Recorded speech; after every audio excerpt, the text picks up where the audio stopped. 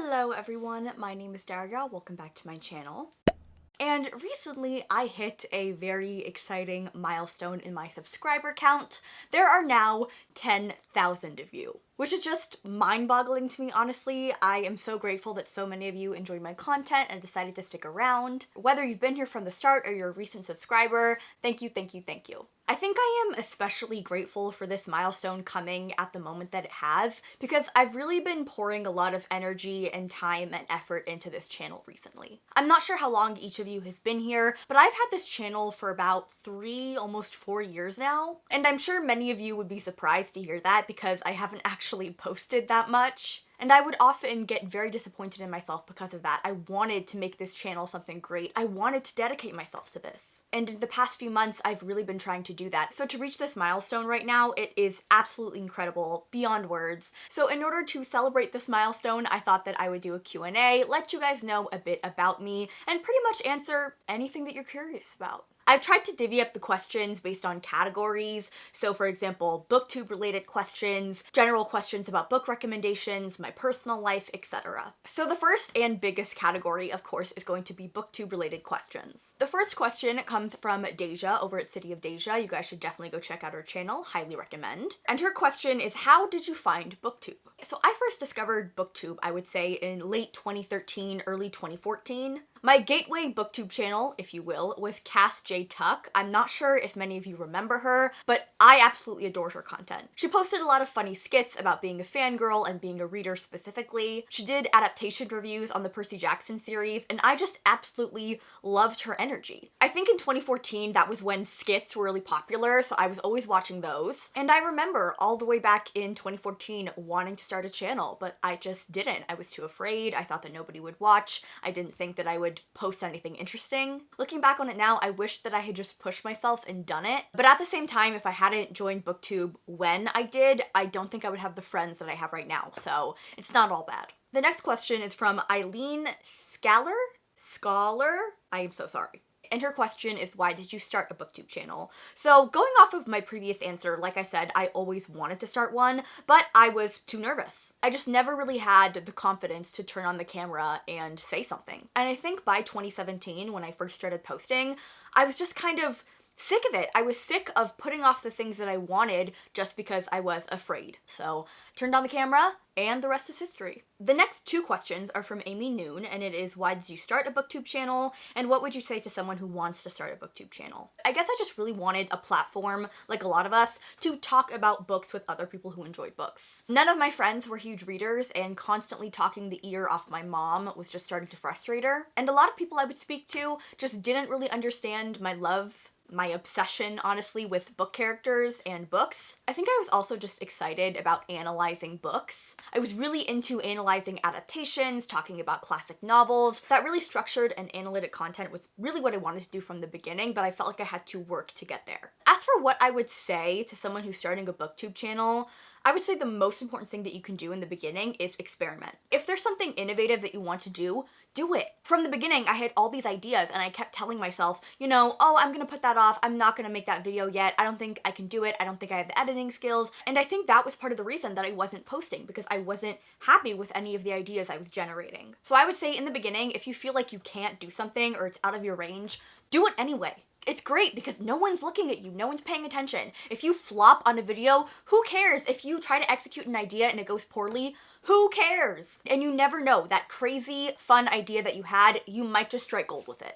So Sumitra asks, has being a booktuber changed the way you approach books, themes, plots, and characters? If so, how? I really enjoy this question, and I would have to say yes. I think before, when I would read books just for myself, I wouldn't really be paying attention to certain plots and themes. I would just sort of go to books for entertainment and escapism, and if people do that, that's great, that's fine. I know I still do that. But when you talk about a book in a weekly wrap-up, I feel like I, at least, definitely want to be conscious of the way that I'm presenting a book, the way that I'm talking about the themes, the characters. So I think it's definitely made me read books and speak about books much more mindfully. Whenever I read a book, I'm always thinking about another person's perspective when they read it. I may enjoy something a lot about the book, but then I think, okay, is there a way that someone else would not enjoy this? Maybe if I don't enjoy a book, I try to think, okay, what might be appealing to someone about this book. Kat over at Paperback Dreams, absolutely lovely channel. You guys should definitely think about checking her out. She wants to know what's my favorite booktube related memory, and this one was hard. I would say, just like in regards to my channel, is that Little Women video. I scripted, filmed, and edited that video in the span of 5 days, and the amazing, overwhelming response that I got in that video was so gratifying to me because that was the kind of content that I was dreaming about making, but I wasn't sure anyone would like to see from me. I think a general booktube memory is just sort of the people I get to interact with. I've been lucky enough to form some really great,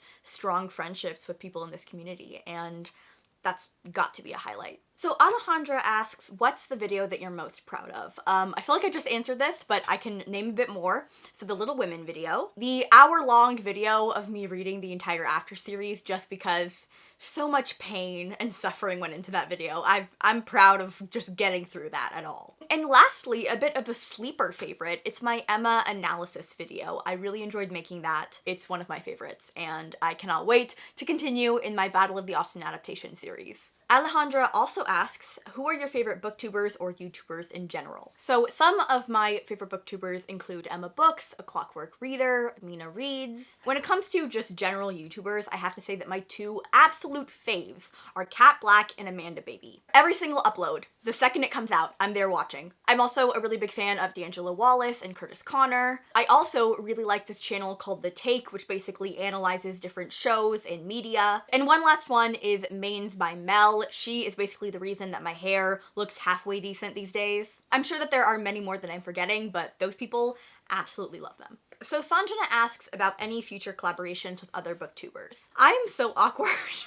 I never reach out to people for like collaborations or doing live shows. I think the first live show I ever did was with Kat watching the After movie. Like, I'm not even comfortable doing a live show just by myself. I think all the collabs that I've done have sort of been initiated by someone else, and that's really bad. I should be better about that, honestly. It's just this thing where I feel like I'm burdening someone by asking them to do a collab, and honestly, I have like no ideas. I'm so uncreative. I guess the answer to this question is no, but I will get on that. Montserrat, is that the way that you pronounce it? I'm so sorry if it's not. They ask, what has been your experience on Booktube? Do you feel safe/happy with the community, or do you consider it to be somewhat toxic? The reason I feel like I'm gonna struggle to answer this question is because I don't know the whole Booktube community. I know a very small, niche part of an already very niche community. Every day I'm discovering that there are new people in this community that I didn't even know about. But I will say that Booktube is a small part of our larger society. We live in a society, believe it or not, I know.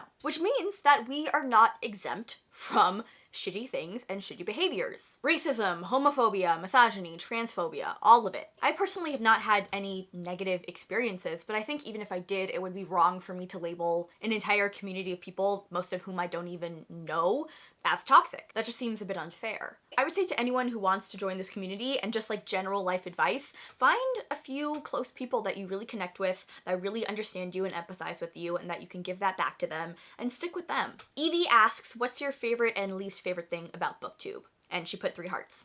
Thank you, Evie. My favorite thing, I've already mentioned, the friendships that I've made, the people that I follow and commenting on their videos and getting comments back, the people I've spoken to in my DMs, who I get messages from, who I send messages to, all of them are just incredible, incredible people. Like, forget the Booktube thing, like, they're just great people. I also am just exposed to so many books that I would never even dream of picking up because of Booktube. The least fun thing about being on the internet in general has a lot to do with my own anxieties and fears, honestly. Numbers, analytics. I have to admit that I tend to get hyper-focused on them, and I really let it impact how I feel about myself. And it's horrible. It's awful. I hate it. But unfortunately, I think all of us are victims to it. If you have a channel, it happens to everybody. Another thing that I'm constantly thinking of and considering, and I really hope that I say this with clarity, I worry about how people perceive me. For example, in one video, like my Little Women video, I'm very calm, collected, I don't curse very much, I'm very analytical. And in another video, I'm making jokes, I'm cussing, I'm just talking in a chatty manner. And I think I just get worried that people maybe subscribe to me for one side of me, for my more analytic side or my more chatty side,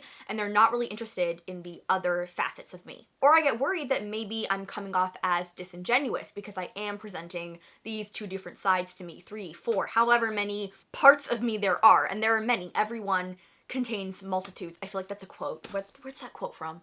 We contain multitudes. I found it. It's a book! We contain multitudes. Okay, see, I knew it. I wasn't crazy. I hope that makes sense. I hope it doesn't sound like I'm putting any of the onus on you guys or saying that you guys are doing something wrong. It's just sort of the nature of YouTube. We need to move on before I start getting like all existential and like, what does it really mean? Why are we here? Why am I doing this? The answer is, I don't know. Alright, so the next part of this Q&A is all about book recommendations. Woohoo! Reading, Writing, and Ranting, absolutely love the name by the way, asks, if you had to make me read any book, which would it be? My liege, Reading, Writing, and Ranting, if I knew more about your tastes, I would try to cater this to you personally, but if I had to make everyone everywhere in the world read a certain book, can I say Pride and Prejudice? Is that a cop-out?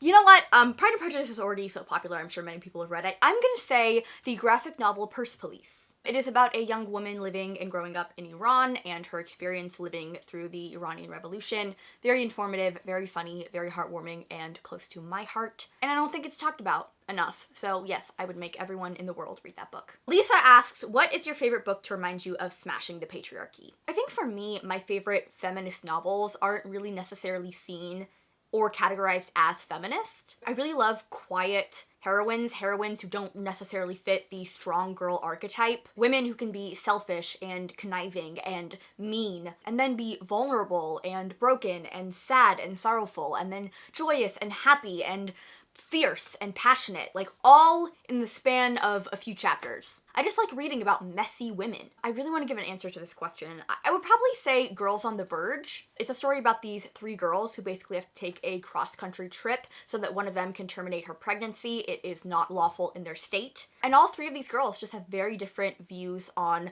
both abortion and so many things in our world. And neither of them is vilified for that. And I thought that was very interesting.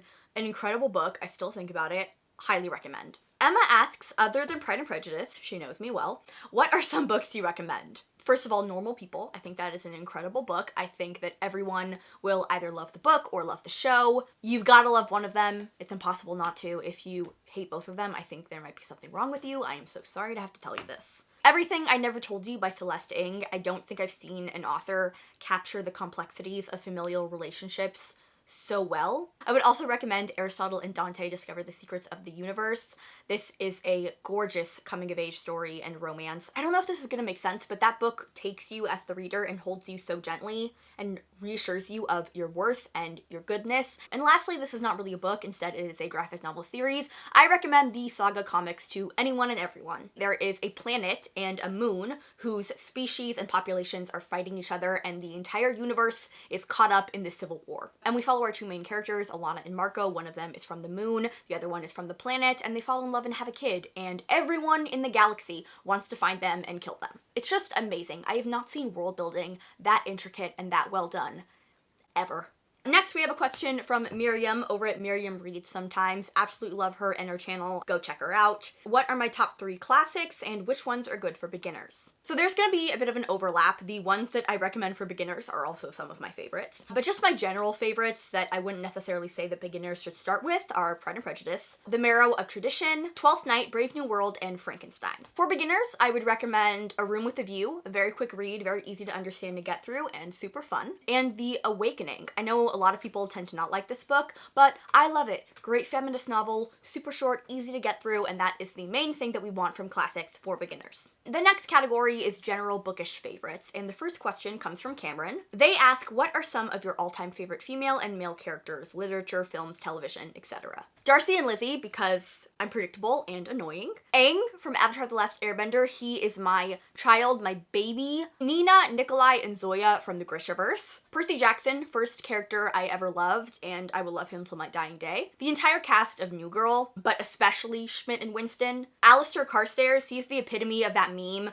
where Rosa Diaz is holding that puppy and saying, I've only had him for like a day, but I would die for him. That is me with Alistair Carstairs. Daenerys Targaryen, I will never forgive or forget. And finally, Monica Geller from Friends. I do not understand how people do not like this woman. She is incredible. Kaylee asks, what is your absolute #1 ride or die favorite book series? I thought about this, like long and hard I've thought about this, and the only answer I can really give that I mean 100%, like I love every book in that series, there's not a single one that falters, Percy Jackson and the Olympians. Don't get me wrong, there's so many other series that I like and I enjoy and I actively talk about and promote, but there's no other series that has made me feel the way that Percy Jackson does, that tells such a well-structured and succinct story. There's no other series that slaps with every single book. So yeah, I'm 22 years old, and Percy Jackson is still the best series that I've read. Saran, or Saran, I'm so sorry, I'm probably butchering that, I apologize. They ask, what is a quote from a book that sticks with you always? So this quote is from Aristotle and Dante Discover the Secrets of the Universe. I feel like you guys are gonna really get what I was talking about earlier about the softness in this book. The quote goes, to be careful with people and with words was a rare and beautiful thing. Love that. Not a Perfect Soldier asks, do you like any middle grade books / series? I've already mentioned Percy Jackson, and I don't really read that much middle grade right now. Last year, though, I did end up reading 2 incredible middle grade books, Other Words for Home and King and the Dragonflies. Highly recommend both. Telepathy Bean, interesting name, I like it, asked, what genre do you naturally gravitate towards? Definitely fiction, literary fiction, general fiction, any kind of fiction. Fantasy, lately I have been leaning more towards reading adult fantasy than YA fantasy, and thriller mysteries. I only discovered that genre last year, but I am in love with it, and am naturally just sort of wanting to pick those books up now. Shakila asks, what's your favorite book? You guys, you're making this too easy. It's Pride and Prejudice. Sophia asks, best and worst movies based off a book that you've seen. This might be a little controversial, but the very best adaptation I've ever seen of a book, to the point that it is better than the book, Coraline. Another movie that I liked as much as the book, or maybe even more, I haven't read the book in a while, honestly, I'm forgetting it, is The Duff. Catching Fire, the best adaptation and the best Hunger Games book, there's nothing else to say. And then we have the 2020 Emma film and the 2019 Little Women movie, both of which I feel like really elevated their source material. The worst adaptations that I've seen, Sea of Monsters, yeah. You would expect me to say The Lightning Thief, but I actually enjoyed and still kind of enjoy The Lightning Thief. If I just completely separate it from the book, I can actually enjoy it as a film. The Sea of Monsters, however, was just so bad. As an adaptation, as a movie, it's offensive, is what it is. Also, Vampire Academy. It was so bad, you guys. It was so bad. I think the only good thing... No, actually, no, there wasn't a good thing about it. It wasn't good. Kiara asks, what's one of your favorite book couples of all time? Let's get this out of the way. Darcy and Elizabeth. Okay, we're moving on. Percy and Annabeth.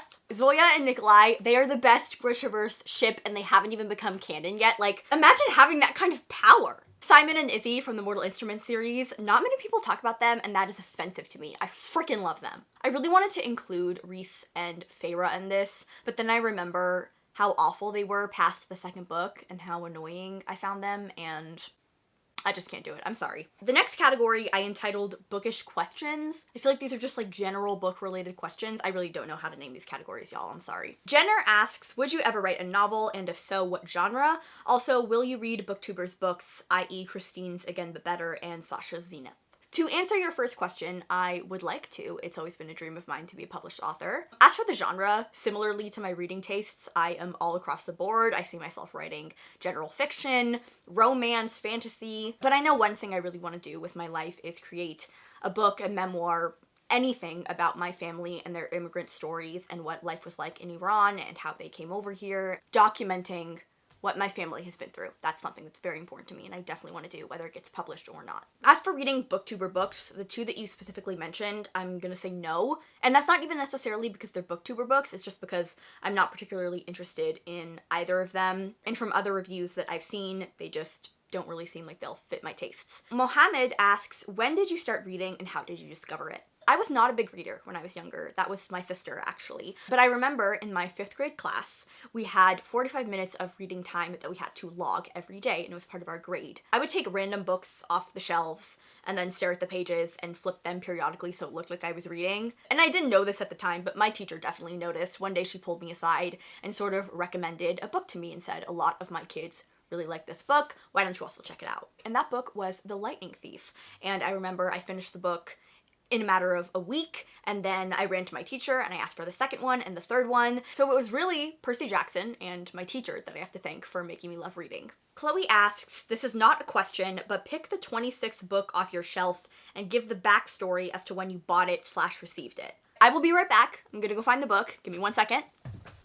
Here it is. Always Never Yours. This is a YA contemporary romance. I think I was just randomly in Barnes & Noble hanging about. I told myself I wasn't gonna buy anything, and then of course I broke that promise. Honestly, this is gonna sound really dumb, but I picked it because I really like the color of the cover. It's one of my favorite colors of all time. I just thought it was cute. Like, this girl goes to a Shakespeare camp, she gets cast as Juliet even though she doesn't want to do it, falls in love with the playwright. It was just adorable, and I ended up really liking it, actually. Claudia asks, would you ever read the books that you loved when you were younger again, or do you think that you would hate them now? She also mentions that she's a new subscriber. Hi, Claudia. Welcome. So the books that I read when I was younger were Percy Jackson, The Magic Tree House, Holes, the Junie B. Jones series, the Series of Unfortunate Events, and the Little House on the Prairie books. And honestly, I think that I would like all those books right now. I really think I would. This is honestly giving me ideas for like a childhood reading vlog. Maybe I'll do that. Maybe I'll go back and read all my childhood faves. Emma Walsh asks, would you rather never be able to read your favorite book again or have to reread the first after book once a year? So based off the premise of this question, I will never be able to read Pride and Prejudice again.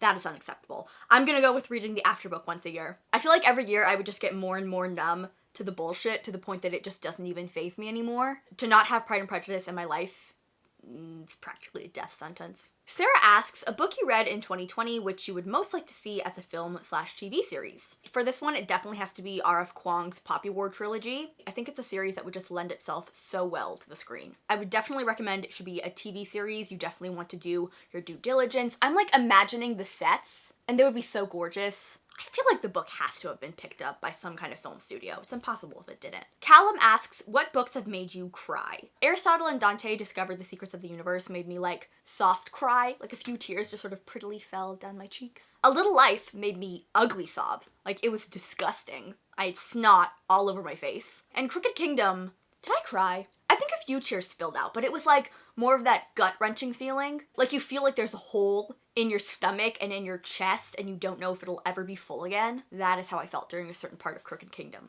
If you know, you know. Eleanor asks, do you purposefully hate read to be more self-aware or for another reason? I think the only time I like purposefully picked something up knowing I would hate it was probably the entire After series that I did for that video. But other than that, I can't really think of a time that I purposefully hate read a book. I'm really trying to think. I honestly might have, but I'm blinking. I don't know. I think the concept of hate reading is not bad. I just think that if I did it too often, I would just feel so drained and it would really take away the joy of this hobby for me. But if there's a book that a lot of people have like split opinions on or is a bit, you know, controversial, then I would probably pick it up, and that wouldn't be purposefully to like hate read it knowing that it's going to be bad, but just to sort of see like what's the buzz about? Which side do I fall on? Carrie and Pip, I hope I'm pronouncing that correctly, asked, if you could change the ending to any book, what would you choose and what would you change? Ruin and Rising. Just forget the ship thing for a second. I hated what happened to the main character. I would just sort of have her go on her own, being a badass with her powers. That's the end. These next two questions come from Kat over at Paperback Dreams again. If you had to lose every Pride and Prejudice edition but one, which one would you keep? That's an evil question, ma'am. I don't know what you're trying to do, but pure evil. I'm debating between my illustrated version and the winter editions version. Let me show them to you guys. So this is the winter's edition. So gorgeous with the delicate paper flowers. This is like one of my favorite colors. Look at the sprayed edges. It's so pretty. And then this is the illustrated version. It's pretty self-explanatory. It's just got like a bunch of illustrations in it. Honestly, you know what? Holding this one, it's got to be the illustrated edition. You know, it's got the illustrations, it's got the artwork. It would just be something I could not only read, but also just like admire. So as much as I hate this fucking question, it would probably be the illustrated version. Kat then goes on to ask the strangest, darkest, twisted, just chaotic question, which is, do you think Mr. Darcy is a freak in the sheets? What am I gonna say to that? Here's the thing. Fitzwilliam Darcy canonically absolutely loves it when the love of his life, Lizzie Bennet, roasts him. He also desires nothing more than to have her good opinion. So I'm not saying that he will do anything he physically can to make her happy. And I'm also not saying that he has a praise kink, but maybe that's exactly what I'm saying. Vanessa Neeblis, I apologize if I mispronounced that, which I most definitely did, asks, which book will you never read? I don't know if I would ever completely write off reading a book. I did that before with the After series, and then look what the fuck happened. But if I had to say there's like one book that I'm pretty confident, like 99% sure that I won't read It's Lolita. There's no reason. I don't wanna. She also asks, what is the first book that made an impact on you? Can I say Percy Jackson? Like, it really is the book that made me want to read and fall in love with reading. Other than that, this is gonna be so random, Scary Stories to Tell in the Dark. Those books were at once the most amazing things ever and also terrible. They scared the shit out of me, and yet I could not stop reading them. I remember going to sleepovers and all we would do up into the wee hours of the night is read that book to each other. Finally, we have a bunch of questions about my personal life outside of Booktube and books, or just miscellaneous questions. The first question, or set of questions, is from Shakila. She asks, are you Iranian? Where are you from in Iran? My family lives in Mashhad, but I was born and raised in London. I am Iranian. Both of my parents are from Iran, and they immigrated here when they were younger. Both of my parents were born and grew up in the capital city of Tehran. Deja, once again, go follow her. She's awesome. She asks, what are you studying in college, and what's your dream career? I am an English major. I know, pretty basic, pretty cliche. And to make it even more cliche, I am working towards a creative writing minor. My dream career, it's honestly hard to pin down. I can see myself being happy doing so many things with my life. I would love to be a college level professor. I would love to be a published author. I think there are a lot of things that could potentially make me happy. I don't know if one of them is like my dream or my goal at the moment. Read and Write Books asks, how old are you? I am 22 years old. I will be 23 in October. Layla asks, are you going to school at the moment? So I'm a student at the University of California, Berkeley, but I took a bit of a gap year, if you will, to take classes at a local community college and get a job. I was going into my senior year at Berkeley and I really didn't want to spend it on a computer, so took this year off. I'm hoping to return to Berkeley soon, but I think this past year, a lot of us have learned that you just kind of have to roll with the punches. Lady Rose Brady asks, do you play any video games? And if so, which ones are your favorite? I hate to disappoint, I do not play video games. When my sister and I were young, we had a Nintendo Cube and we played this X-Men game and Pokemon game, but we didn't even really play the stories or the real game. We just did the battling and that was it. We would just fight each other and then we would turn off the game and go do something else. So Alicia asks, underrated actors and movies. I am going to blank on so many people, but the ones that are coming to mind are Domhnall Gleeson, Mahershala Ali, and Toni Collette. When it comes to underrated movies, I think there's really only one that sticks out that I just love so much and no one's even freaking heard of it. It's called Strictly Ballroom. It is a movie by Baz Luhrmann and is basically just about the competitive world of dancing. It is so campy, so much fun, so romantic.